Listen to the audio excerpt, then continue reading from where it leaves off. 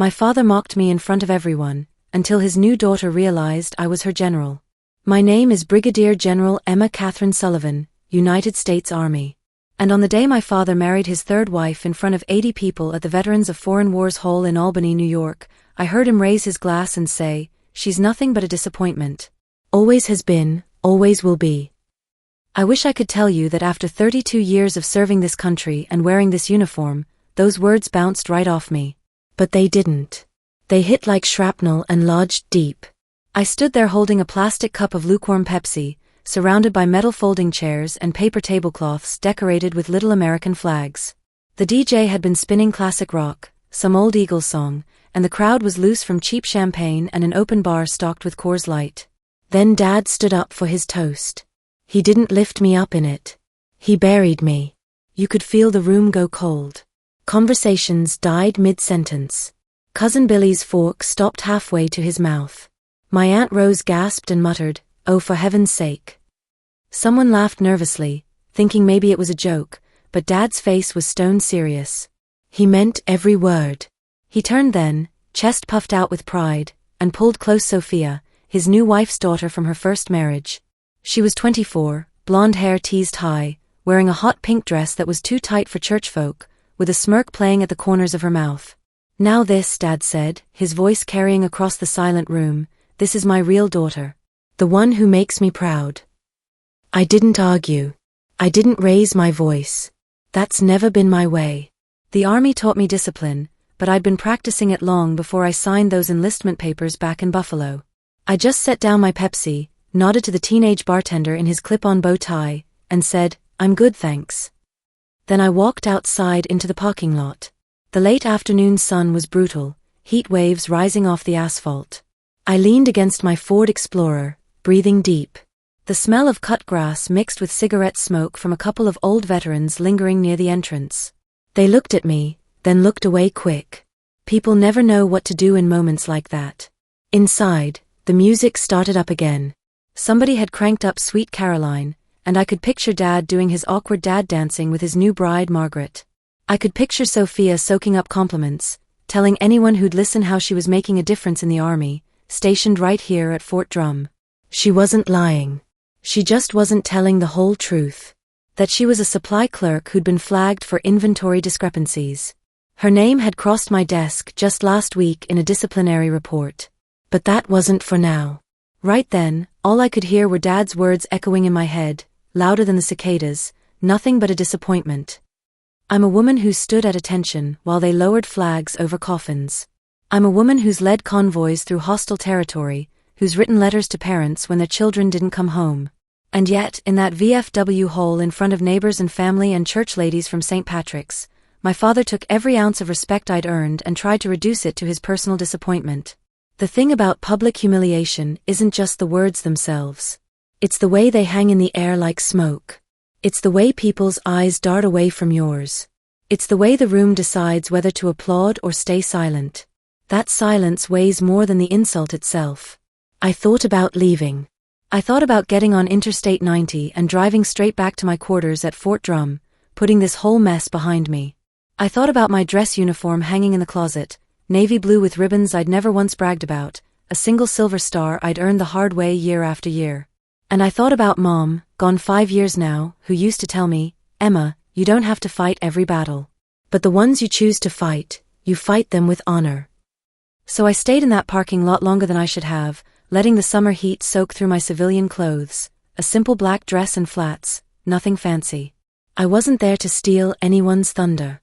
This was Dad's day, not mine. But as I stood there listening to the muffled sounds of celebration drifting through the VFW hall's windows, I realized something. I hadn't come to this wedding just for Aunt Rose, who'd begged me to show up. Deep down, some foolish part of me had hoped that maybe, just maybe, Dad would finally see me. Really see me. He didn't. But maybe it was time everyone else did. The parking lot was half empty when I finally went back inside. The Eagles had given way to some country music, Keith Urban I think, and couples were two-stepping on the scuffed linoleum floor. The air was thick with the smell of fried chicken from the church ladies' buffet and sweet tea sweating in plastic pitchers. Nobody looked twice at me as I slipped back in. Most folks were caught up in the celebration, the drama of Dad's toast already fading into wedding gossip they'd rehash for years. That's when I heard Margaret's voice rise above Keith Urban's guitar. She was holding court with a circle of relatives, her hand resting possessively on Sophia's shoulder.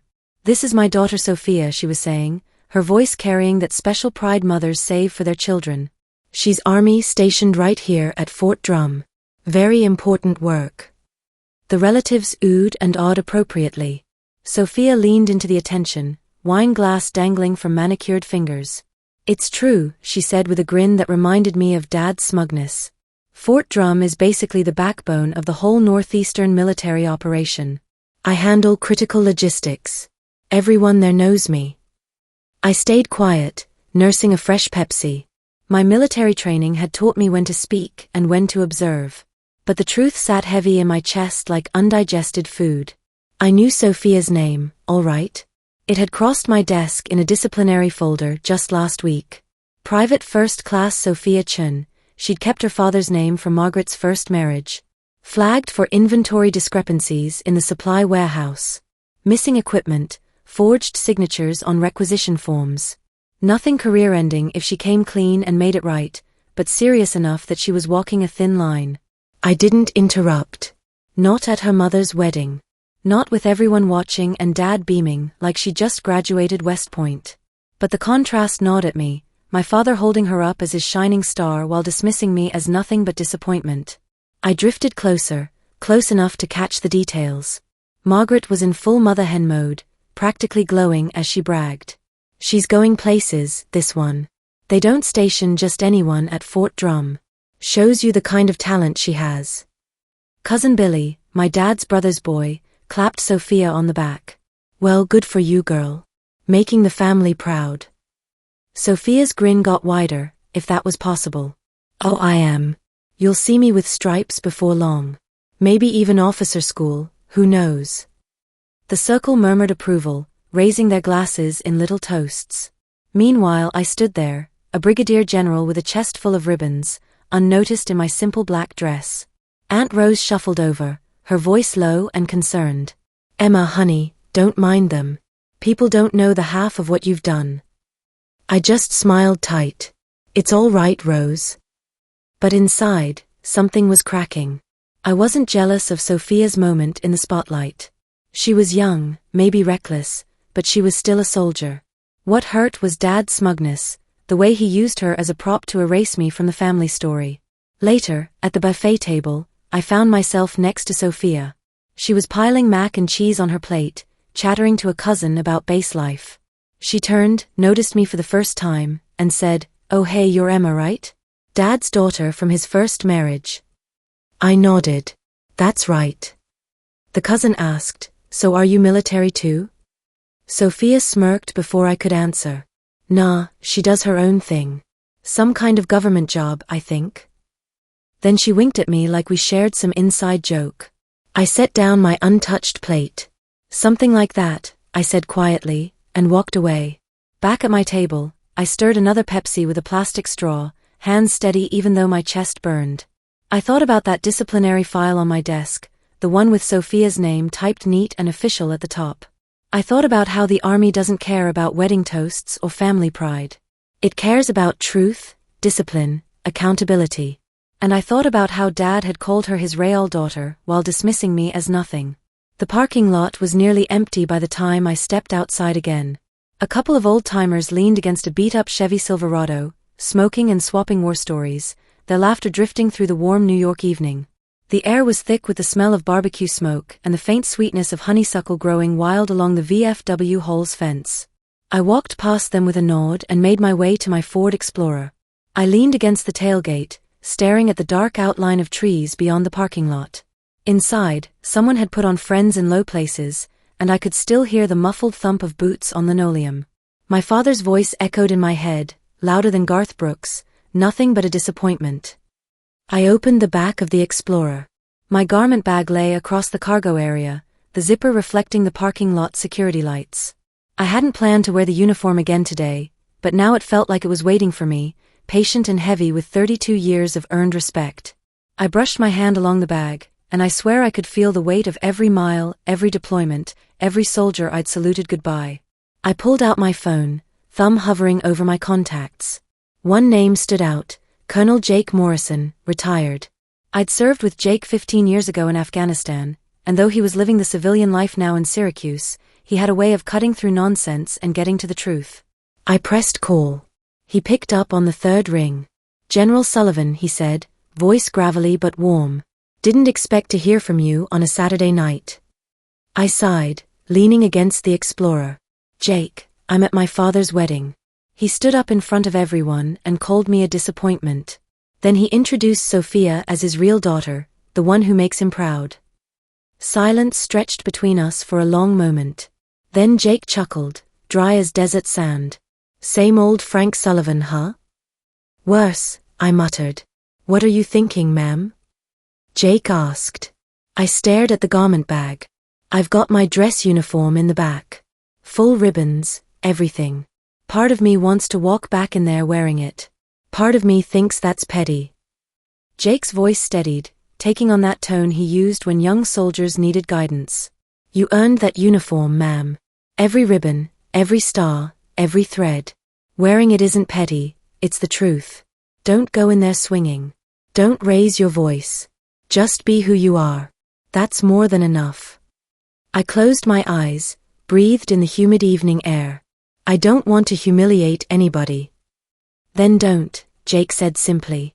But don't let a lie stand, either. Your old man can make his speeches. His new wife can brag. But that uniform you earned, nobody can take that away from you. Let them see it. Let them know.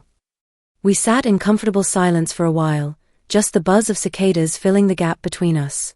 Finally Jake said, Whatever you decide, ma'am, I know you'll handle it with honor. With honor, I echoed, remembering Mom's words about fighting battles the right way. Thanks, Jake. After we hung up, I stood there for a long time, listening to the night sounds of upstate New York. A freight train whistled somewhere in the distance, low and mournful like a hymn. I unzipped the garment bag. The smell of wool and starch hit me like 32 years of memories rolled into one breath. Piece by piece, I put it on. Shirt crisp, collar perfectly aligned. Ribbons pinned in precise rows, Bronze Star, Meritorious Service Medal, Army Commendation Medal with oak leaf clusters, Combat Action Badge. Each one earned in sand and sweat and the weight of command. I slipped into the jacket, buttoned it slowly, pulled on the polished black shoes that reflected the parking lot lights like mirrors. Last, I checked myself in the Explorer's side mirror. The woman staring back wasn't just Emma from Buffalo, daughter of Frank Sullivan who never thought she was good enough. She was Brigadier General Emma Catherine Sullivan, United States Army, commander of the 10th Mountain Division Sustainment Brigade. I straightened my shoulders, adjusted my cover, and whispered to myself, You didn't come here to start a fight. You came here to stand in the truth. With that, I closed the tailgate and walked back toward the hall, every step measured and sure. The VFW hall was still buzzing when I pushed through the glass doors. A blast of air conditioning hit me, along with the twang of steel guitar from the DJ's speakers. Folks were laughing, clinking glasses, cutting into a sheet cake decorated with little plastic army figures, Margaret's idea of military chic. But when I stepped across the threshold in my dress uniform, the sound didn't just quiet, it died. I walked forward, heels clicking against the linoleum, my navy blue uniform spotless under the fluorescent lights. The single silver star on my shoulder caught every pair of eyes in the room. You could have heard a pin drop.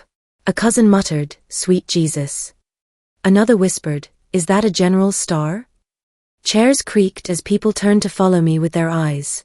Dad froze near the head table, Margaret's arm looped through his. His smile faltered, then hardened into something colder. Sophia was mid-laugh when she spotted me. At first, her eyes caught the ribbons, the sharp creases, the unmistakable authority of the uniform. Then her gaze lifted to my face, and the color drained from hers like someone had pulled a plug. She backed up a step, wine glass trembling in her hand.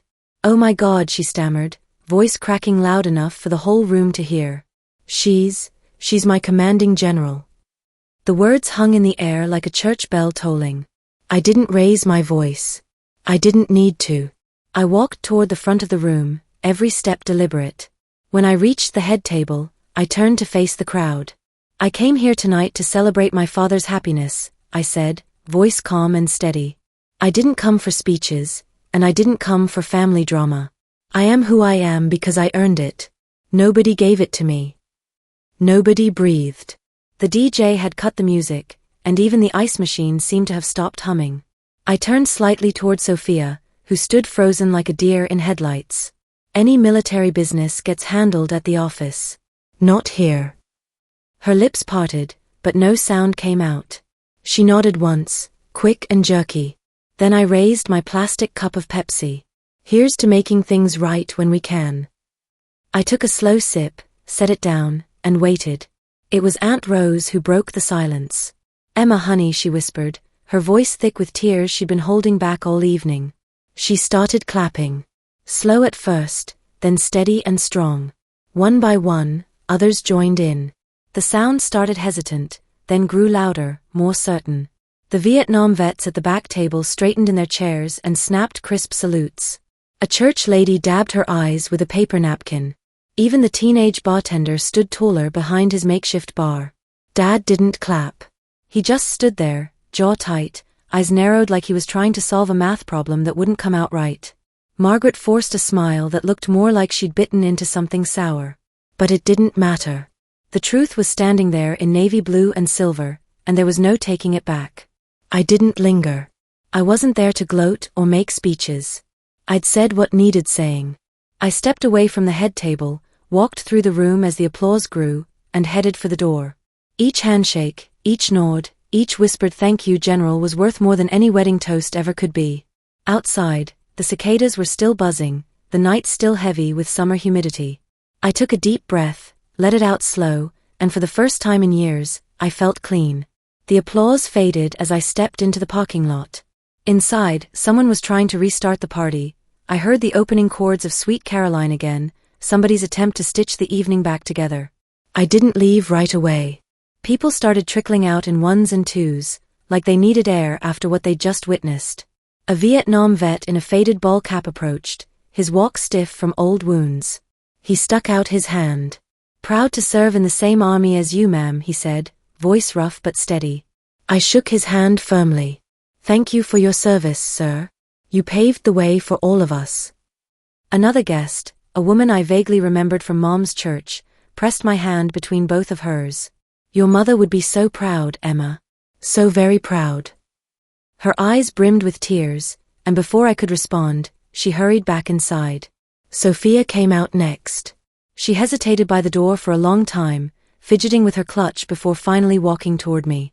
When she spoke, her voice was small, nothing like the brash tone she'd carried inside. I didn't know, she said, staring at her shoes. I didn't realize who you were. I studied her face. She was just a kid, really. 24 years old, too much makeup, wine still on her breath, probably scared out of her mind.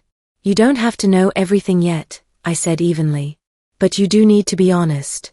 Monday morning, you're going to walk into my office and we're going to talk about those missing supplies. Bring your paperwork. Bring the truth. You'll be fine if you're straight with me. She swallowed hard, nodded quickly. Yes, ma'am. Then she hurried off into the night, heels clicking on the asphalt. Dad never came out. At least, not while I was there. Margaret followed Sophia, lips pursed, eyes flashing. She didn't speak to me, just walked past like I was invisible. The parking lot emptied until it was just me and the hum of the security lights. I sat in the Explorer, uniform still crisp, hands resting on the steering wheel. My phone buzzed. A text from Dad, we need to talk. I didn't answer. Not that night. The next morning, back at Fort Drum, I sat behind my desk with a stack of files waiting for my attention. Sophia's disciplinary folder was right there on top, exactly where I'd left it Friday afternoon. I picked it up, read through it line by line, and signed off on the recommended action. No special treatment, no family drama, just the truth, handled by the book. That's what the Army demands. Word spread fast about the wedding. Soldiers talk, especially when it involves their commanding officer, but I didn't feed the story. I showed up to work same as always, morning briefings, training inspections, young officers fumbling through their first presentations. I kept the rhythm steady because that's what leadership is, consistency, not spectacle. Monday morning, Sophia knocked on my office door at exactly 0800 hours.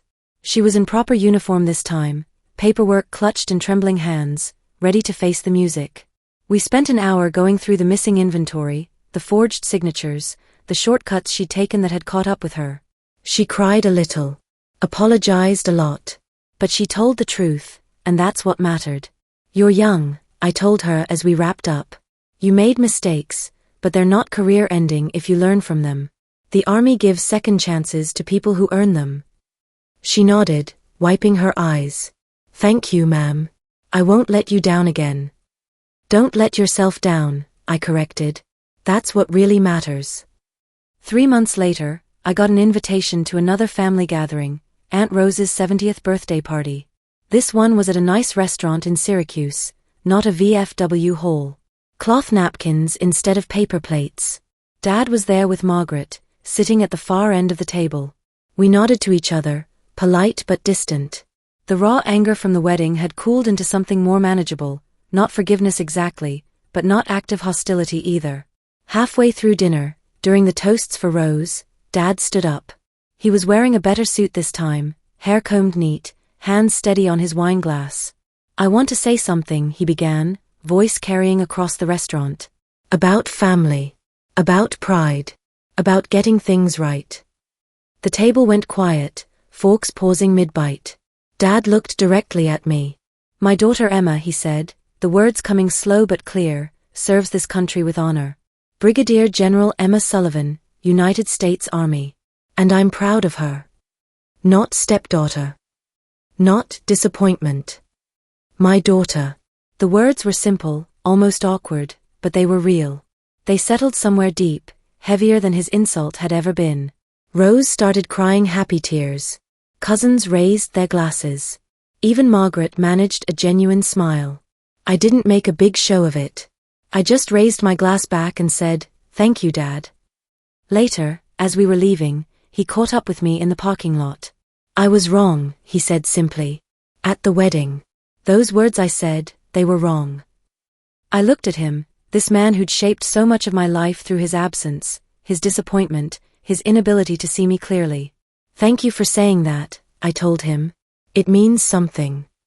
We didn't hug. We didn't suddenly become a Hallmark movie family. But we shook hands, and that was enough. Driving home that night, windows down on the interstate, I thought about the long road from that Buffalo duplex to this moment. About Mom working double shifts so I could dream bigger. About drill sergeants who saw potential where others saw problems. About soldiers who trusted me to lead them home. And I thought about that night at the VFW hall, standing in my dress uniform, speaking truth to a room that needed to hear it. Here's what I learned. Respect isn't about who speaks loudest at family gatherings. It's about who shows up, does the work, and stands steady when the storms hit. And sometimes, just sometimes, the truth needs a uniform to make itself heard. If you've listened this far, maybe you've carried your own burden of family disappointment, words meant to reduce you to nothing. Don't let them define you. Stand in your truth, clean and proud. Because you're worth more than the worst thing anyone ever said about you, even if they share your blood. Especially then.